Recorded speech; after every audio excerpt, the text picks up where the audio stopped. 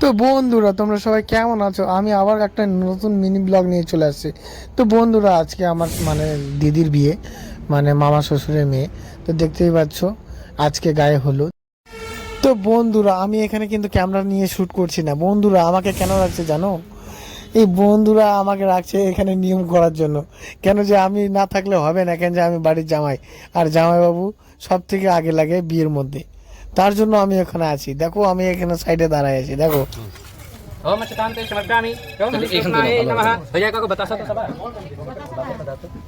लाटू फट्टू नहीं